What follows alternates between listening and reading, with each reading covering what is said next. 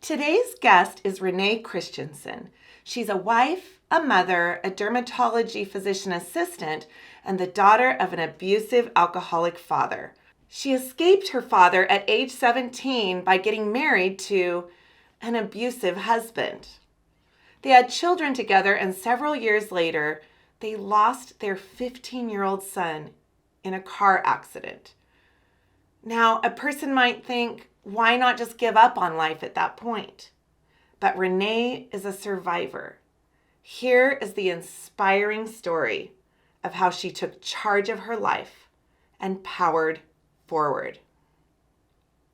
Thank you, Renee, so much for being with us today. My pleasure. Yeah. And I know you have quite the survival story to tell, so let's get started. So why don't you start by telling us a little bit about your childhood? Sure. So I grew up one of four. I was the second middle, so number 3. My mom had 3 of us within about 2.5, 3 years. Not quite 3 years. Wow. Yeah. Yeah, it was a lot. Time. Yeah, so she was busy. So I grew up in Southern California, and I had 2 parents that stayed together through the very end, and my father was a blue-collar worker, and my mother stayed at home until I was 10, and then she worked part-time in the school cafeteria to be home when we were home and be off when we were off, and so she was always there for us. And then I grew up with a very difficult father. So my father was an alcoholic. I never knew him differently, and we basically were in his way. Wow. Always. There was very few positive interactions with him. What an interesting way to put it. Always in his way, and that feeling of always feeling like you were, impeding his life in some kind of way, right? Yeah. Yeah. We were an expense. We were in his way. We were what you're supposed to do when you become an adult, get married, have children, without the thought of how to deal with us. That entailed, yeah. Yeah. So when he came home from work, we would all jump up and start milling around. Dad's home, Dad's home, Dad's home. We'd be, frantic and just waiting because you never knew what was going to come through the door. Yeah. In the later years, when I say later years, probably middle school on, he didn't come home. He went to the bars. Wow. And didn't come home most of the time until late at night. If he came home early, it's because he got in an argument with somebody and was not in a good mood. Oh, wow. So we stayed out of his way. So that's a hard way to grow up. Yeah. Yeah. My mom, she loved us. We had no doubt ever that we were her priority. In fact, many times she stepped between us and him and took whatever his anger was about to protect us. Oh, She was a good mom. bless her. She was a lovely mom. So it was tough growing up with him. We have a picture that we'll share here with you. Renee, why don't you tell us a little bit about the picture? So this picture I've kept on my phone for years to show people what I mean. It's a picture where it's worth 1,000 words. The picture of my father and the look on his face is what we grew up with. That look was daily. The only time he smiled is when he was around other people and was, being his charismatic outer core. Yeah. But around us, we were just in the way. And you're the little girl right in front of him. Yes. So I'm about just under 2 years old. And you can see in the picture that I'm petrified. Yeah. He's got his finger in my collar and he's pulling me back. Wow. He was very physical with us. And wow. Okay. Well, so that is something that you survived. How was it then as you got older and became a teenager.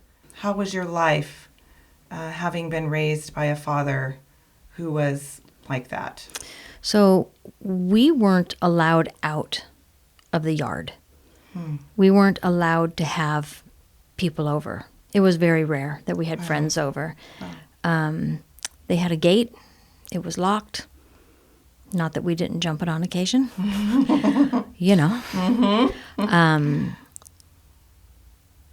So as a teen, he became more controlling, and especially with us girls, my sister and I, more, I guess, unwilling to let us grow up and experience what teenagers experience. If we'd have something we'd get into, so for instance, I was a gymnast. And thank you, Billie Jean King.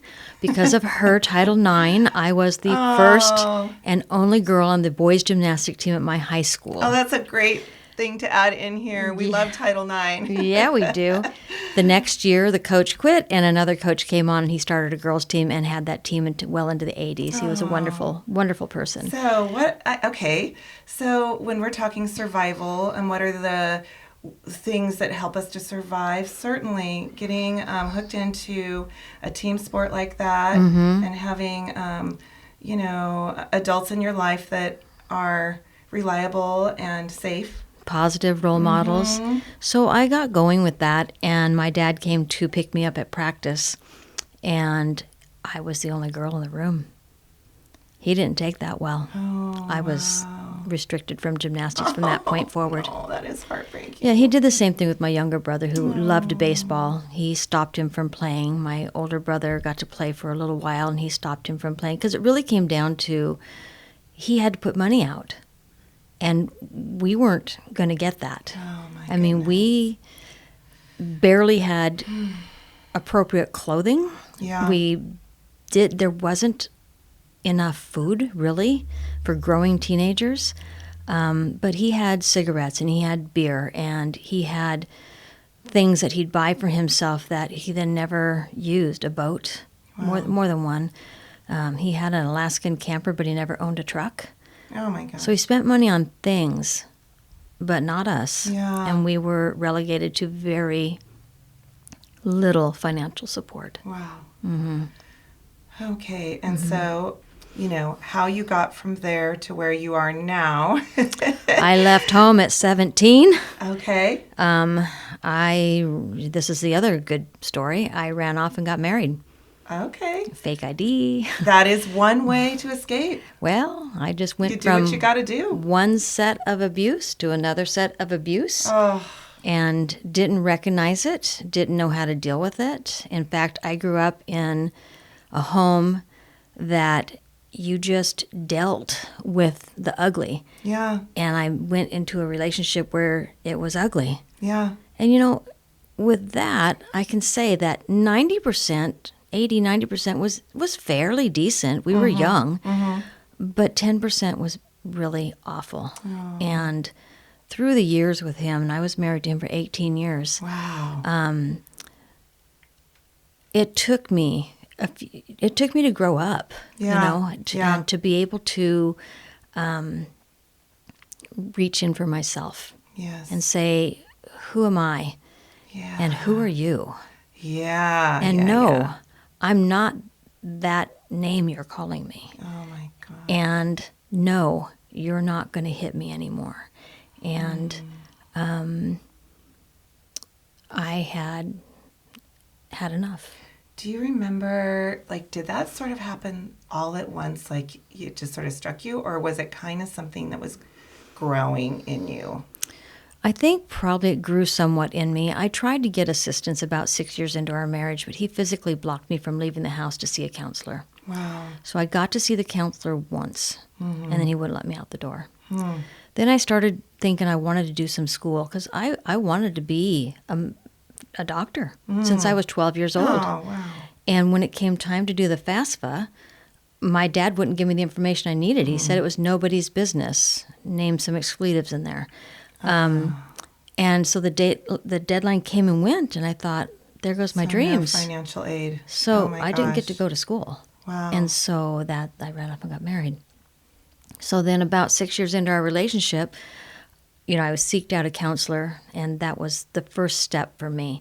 And then it was a few more years. I turned 30, and I thought, where'd my dreams go? Yeah. I'm just living the life. I've got 3 kids now, and I'm just working and kids, and I thought, I'm going to do this. So I went back to school. Yeah. So his father had passed away just before, so he was very wrapped up emotionally in that. I started seeing a counselor, and he didn't stop me.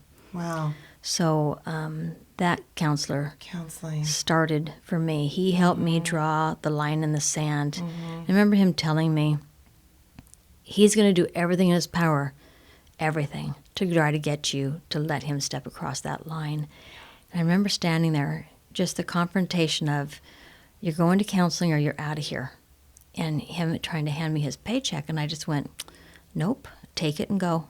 Oh. Did you make an appointment? And I've decided that I'm not going to go to counseling. I said, well, then there's the door.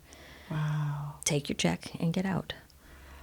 Wow. I just want to applaud you right now. Wow. It was hard. How inspiring. And it was so hard. So hard. But we have to stand up for ourselves at some point in our lives. There are people right now who need to hear this, and I'm really glad you're willing to share it. Yeah, it was tough. Yeah.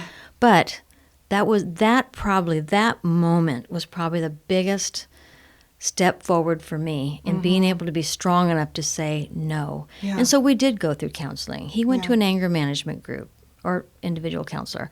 I went to a women's group, and then we saw the anger management guy together as a marriage counselor. And what I figured out through that was I hadn't loved him for years, if I ever loved him. I was too young to know what that was when I married him. Yeah. But I was done being abused by him. By that point, it was verbal. There was no more physical, but it could go physical. I knew he could. Yeah. So I was done. So then what? So abusers, they keep you in debt. So you never have the resources to get out. I got a credit card in my name only, cash advanced it, got an apartment, and I moved. And your kids? Went with me. Okay. So my daughters went with me. So part of the straw that broke the camel's back for us was our son was killed in a car accident. Yeah. He was 15 years old. Yeah. And I just couldn't take his baloney anymore. And he just pulled away from the family. Everybody grieves differently. Yeah. He pulled away from the family, and I was done. Wow. And not to take you back into the depths of what this was like, but just tell us a little bit about what your life was like after the loss of your son. So let me tell you about Matt. Okay. Matthew was the sweetest, kindest person. The only hard thing I ever had with him was 3 months of colic. And I thought I was going to die. My first baby was screaming all the time, and I had no help. And he got through that, and then he'd give you his last piece of candy. He just was so loving. So when my youngest was born, he was almost 8 years old, and that was his baby. And I have pictures of him where she's spitting up on him, and he's just looking with total concern for her, not the spit up on him, right? He wanted to come to the hospital for the birth. He wanted to change her diapers. Sweet boy. Yeah, no, he loved her. He taught her to play chess when she was like 4 years old. He did a lot with her. So what a loss for her as well. It was huge. She was 7 when he died, and it was devastating for her. Yeah. So Matthew was a good kid, and that night he and his friend were going to go to the movies, which was in our little town 5 minutes away. And I said, okay. We'd talked about his friend's inexperienced driving, and I asked him when he went a few times with him, how was it? And he just needed more experience driving. Nonetheless, that night, they didn't go to the movies. They went out to the countryside and picked up his friend's girlfriend and her friend, who got set up with Matt that night. And they went across the valley to a college town, and then they went into a smaller town where there was a mall and walked around there, and they were taking the girls back home. And the girl in the back seat was not feeling well, so her friend kept turning around to check on her. And I think everybody turned around. I think the driver turned around, and he crossed the center line and hit a guy head on. Killed both the boys instantly, killed the man that they hit pretty close to instantly. Girl in the back seat took out the console with her face. She survived, barely, but has lived a normal life. And with that, very similar to my mother, who had a major head injury when she was 15. So this girl made me recognize growing up with my mom. Yeah. Then the girl in the front seat had a lot of injuries, stitches, broken femur. I went to see her that Sunday. It was a Friday night. With her mom's permission, I went to see her at the hospital. And she just told me what they did and how sweet Matt was. And it was just very helpful. This began the final end of that marriage. I had no ability to deal with his baloney. Yeah. And we stayed together another little over a year. Okay. And once I voiced it in the women's group that I didn't love him, and I probably never did, I thought, and he was carousing, and I didn't care. Wow, that's a sign right there. I didn't care. Yeah. I had somebody tell me, I said, if I don't care, why do you care?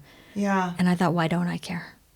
Good question. So I left. Yeah. I went into debt to leave, but it was worth it.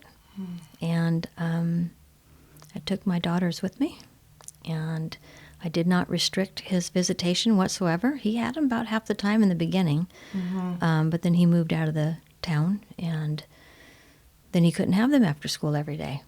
Yeah. He wasn't there, which is too bad for everybody. Yeah. So then here you are, you're with your two girls.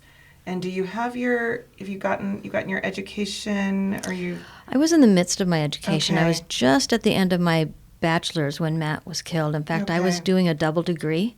Okay. And for a year, I was completely non-functioning. Of course. I could not, I'd study, and an hour later to take the test, I could remember nothing. Yeah. And I was, a good student. Yeah. I could remember nothing. My advisor had called me into her office and said, let me just sign you out. You have plenty of science. We'll sign you on a general science. I said, no, I'm going to do this. I'm going to do this. Yeah. So I went back to school that September because this happened in March. Okay. And I did not finish that term. I finished my PE class. I couldn't finish anything else. Yeah.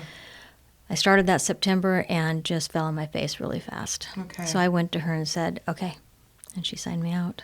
So for those who've been through this kind of a loss, I'm sure that period of time right after was somewhat of a blur.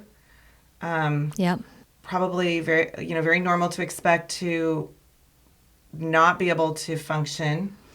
When did you start to feel like you had your feet under you again? And how? And was it just the passing of time, or were there other things that you did? Well, depression was huge. Yeah. Let me tell you, you lose somebody unexpectedly like that, you're going to go through some depression. Yeah. And I was non-functioning, and I went to my doctor, and I started Prozac. Yeah. Prozac brought my life back to me. It took about 6 months. Yeah. I didn't need to be on it long term. I've never been on it since, but it brought me back. I couldn't eat. Yeah. When Matthew died, I was probably close to 140 pounds. The last time I weighed, before I started to turn things around, I was 114. Wow. And I lost more. Oh, my goodness. I was down to about a size 0 to 2, and I was a size 10 before. I couldn't eat. Yeah. I couldn't sleep. All I wanted to do was sleep. I'd go up to the Memorial Union to study, and I couldn't. I'd fall asleep. I'd put a sign on me. This is before phones, right? Yeah. Before cell phones. I'd put a sign on me, wake me at 12. Oh, Yeah, I couldn't. That desire to sleep. Oh, that's all you want to do is sleep. And it was You probably need to. it was a very difficult time. Yeah. So the Prozac helped bring things back for me. I got a divorce. I went through, times of my own and got remarried. So about 4 years after, Matt's death, I had gone through the depression, a divorce, dating a wonderful person who I'm married to this day, Aww. and remarried. And I knew I was ready to go back to school. Yeah.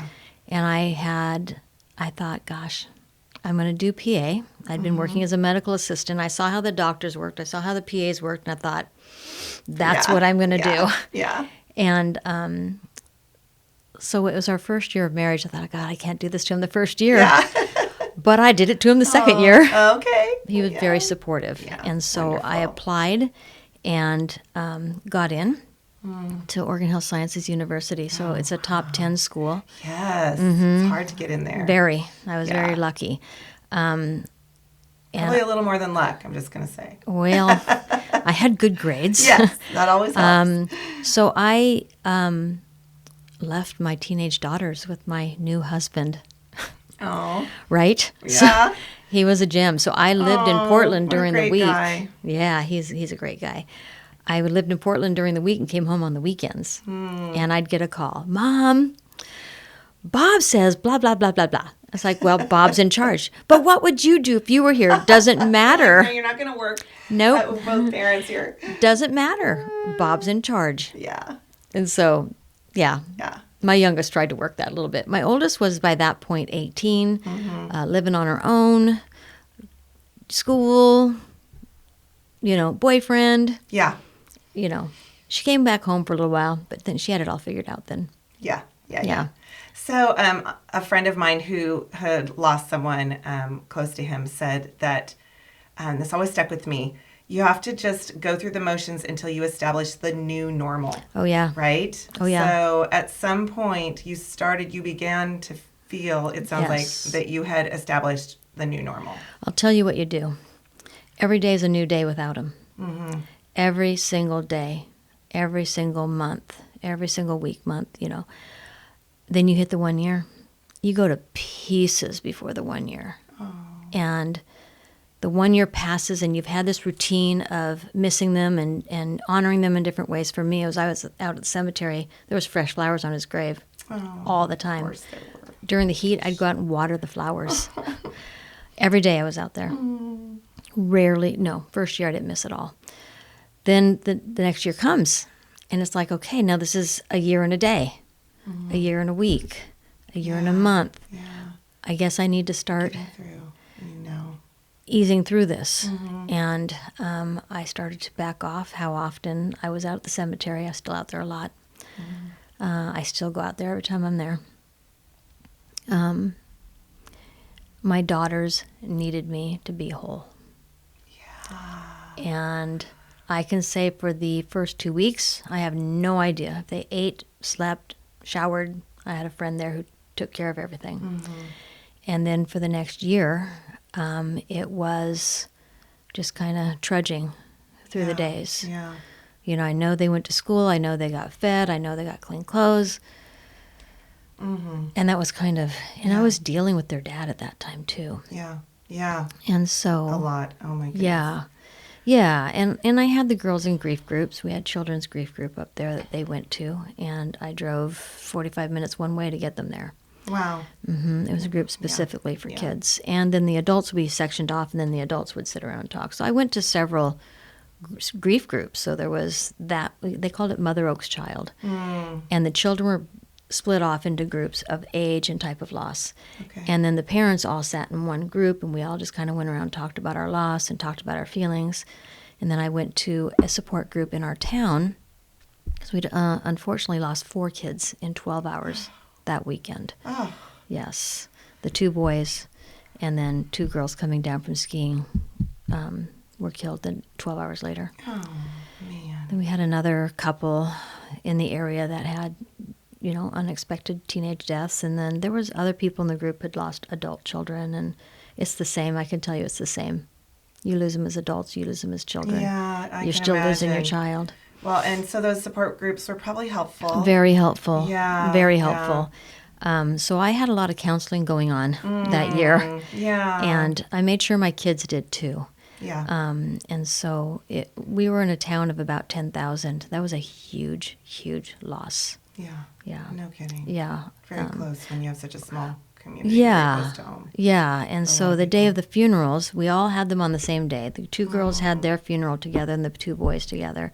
And we did it outside at the cemetery because we didn't think there was a place big enough for it. Yeah. And we had over 1,000 people there. Oh. And the girls were in a small church, medium-sized church maybe, and there were people outside the door, and they had TVs up so people could see things, that sort of thing. So the schools were mostly closed down that day. The teachers had all been affected by these 4 kids. Oh, yeah, absolutely. And their friends, and it just, extended and extended. There were very few kids in the school that day. Yeah.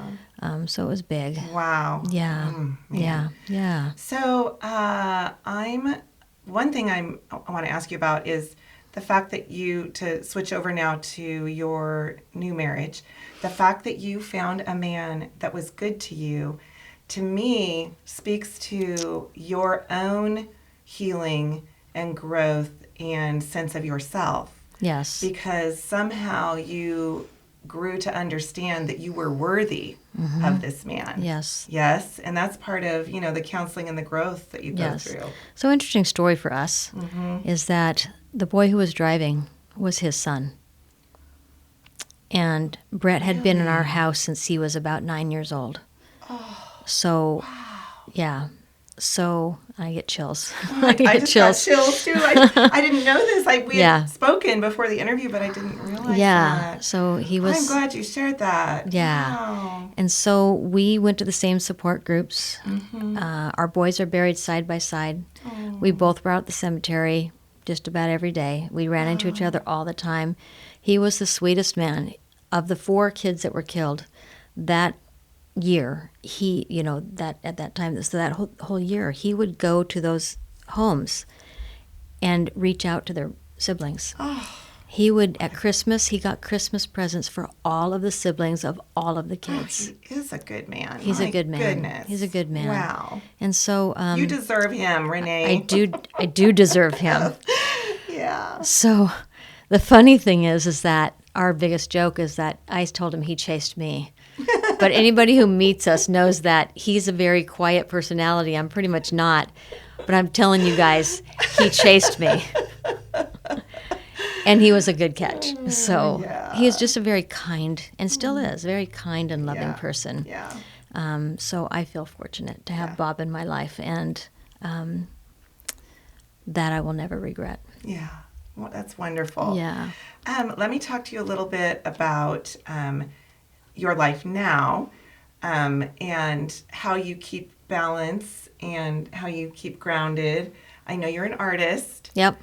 And I know that's probably one of your therapies. What else do you do to stay grounded? And well, I can tell you, I can tell you that, in the beginning of our marriage, I was in school. And then I was working, and then I fell into a great job, and I just came home and said, this is going to go on for the rest of my career, so retire. Yeah? Oh, wow. You don't have to work. Wow. And he was a mechanic on a farm, so he was in all the grimy, dirty stuff. Oh, my gosh. He was tired, and I said, you don't have to work. But if you want to work, you work. Yeah. But that's the relationship Bob and I have, is that we are 2 individuals who come together, enjoy each other, but yet we're individuals. Yeah. So, for instance, I come here to do this. No big deal. My ex-husband would have not been okay with this. Yeah, interesting.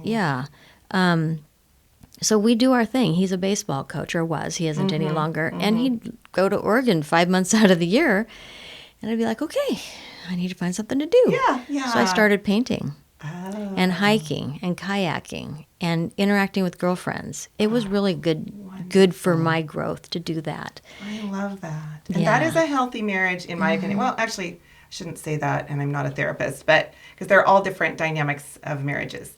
But I do love a marriage where the husband or the partners can be independent enough that they can have their own interests and the things that they love, and then come back together at the end of the day. And that's what we do. I always say that I feel like the most important part of a marriage is to recognize that you're individuals. Yeah. And accept each other's individuality. Yes. And then love each other. Yeah. And that's what we have. Yeah. I didn't see that with my parents. I didn't have that with my first marriage. And let me say that, you know, Tom and I broke up after being too young to get married and learning to grow, but taking our background with us and continuing that. It was both of us. Yeah. I'm friends with him now. Yeah. I wish him well. Of course. You know? Oh, that's wonderful. Yeah. You were young. We were too young. Yeah. Yeah, too young. And we both brought terrible baggage with us that we continued because that's what we knew. Yeah. So. Yeah, you do what you know until you learn otherwise, right? That's right. Yeah. That's absolutely correct. Yeah. And so, you know, we've moved on. He's been married a little longer than I have. And as far as I know, they're happy. We're friends. I'm good with that. That's and, great. you know, it was important that we remained friends. We had kids. Yes. And what would it do to my kids Oh. if I hated their father? Oh, absolutely. You know, I couldn't agree more. If I had this constant thing going on, I just refused to engage in any of that in the beginning and continue to just be friendly. Good for you. And fair. Fair with myself and fair with the kids. Yeah. So Yeah. we see each other. That's great. Boy. Yeah. Yeah, that is wonderful. So, wow, what a story your life is. And you are tenacious. You have persevered. Yes, I have. And look where it's brought you. And I so appreciate you being with us today, because this is exactly what this podcast series is about. It's about people who've been through some stuff, but they're still here to tell about it, and they have found resources that have helped them get through. So is there anything that you'd like to add that you feel like we're missing here? I think the most important thing is that, and I focus on women and supporting women to support themselves. Yes. My feeling is that we can all persevere. Yes. Find it in yourself. Don't be a victim. Yeah. Because you will always be a victim if you allow it. Yes. But stand up. Take your place and be heard. Yeah. And then reach out for what you want. Yes. You know? Yeah. Yes. And I feel like I reached for what I wanted, and I wasn't harming anybody to get what I wanted. Yeah, that's a huge point right there, too. And I feel like I did everything I could to support my kids and my new husband to move on and start my career. Yeah. Ladies, I was 42 years old when I finished my schooling and started my career. 42. Yeah. It's never too late. Yeah. I had a woman in my class who was 56. Oh. Go get it. Love it. Go get it. Go get it. So now that we're reaching the end of our interview, I would love for you to talk a little bit more about your art, because I know that art has been a form of therapy for you. And at the end, what I'll do is I will add in some of your artwork for our viewers to see after the podcast. So if they stay tuned, they can see some images of some of your artwork that you use to heal. You say that it's all therapeutic. Tell us about that a little bit. So when I mentioned that my husband went off 5 months out of the year to coach baseball, and I looked for things to do, the first thing I found in the newspaper was this art class out at Patrick Ranch. And it happens to be that Amber Palmer was running that class, and we did flowers. In fact, I had those flowers for a very long time, and they burned in the Paradise Fire. Oh, but goodness. Amber then gave me a copy of hers that she did that day. So I have that hanging in one of my bathrooms. Oh. But anyhow, she started me, and I started going to her Mind Vacation watercolor classes. And I really found that what we were doing was a mind vacation. Yeah. I stepped into some acrylics and continue watercolors and acrylics to this day. Different instructors, different classes. But I paint, at least, I get it. I like to do this in a group because it's very social. Yeah. But I paint 2 or 3 times a month minimum. Wow. Sometimes I paint at home, finishing up a piece. I frame them, I show them, I sell them. It's really hard to sell them sometimes. Well, maybe we can get you some sales here. You never know. Don't need to sell them, but I'm happy to share those things that made me happy. Yeah. And they make me happy. Having a brush in my hand, communal with other women most of the time, sometimes men. Just doing that. Just kind of losing yourself. Yes. And having something beautiful to show and when I have produce. Patients tell me that they like my art because I hang it at work, I just tell them that's my relaxation. Yeah. I can paint and think of nothing else. It's just what's in front of me. That's what I love about it. And our minds need that sometimes, to be silenced and just honed in on something creative like that. I describe it as being at a beach in Hawaii, and the waves are lapping on the sand, and it's warm and a little breeze, and I'm painting. Oh, I love it. I love it. That's what I do. Okay, so that is a suggestion, too, for anybody who wants a little mental escape, a healthy mental escape. And you don't have to be good at it. You just do it. Yeah. I mean, my early paintings are whatever. Yeah. And my later ones sometimes are whatever. But it doesn't matter. It's the process. Yeah. And we all do different things. Yeah. And so as long as you're not regimented and have to make that flower absolutely perfect, that'll drive you crazy. Yeah. But to sit back and go, oh well, next page, that one didn't turn out. Yeah. Let's do some more. Yeah, just and go with the flow. That's what I do. Yeah, I love it. Yeah. Well, thank you so much, Renee, for being with us today. You had so much to share, and I just know it's going to be helpful to some of our viewers who've experienced some of the same kinds of suffering that you have. You can persevere. Yeah, yes. You and can. You are a trooper. So thank you so much for being here today. My pleasure.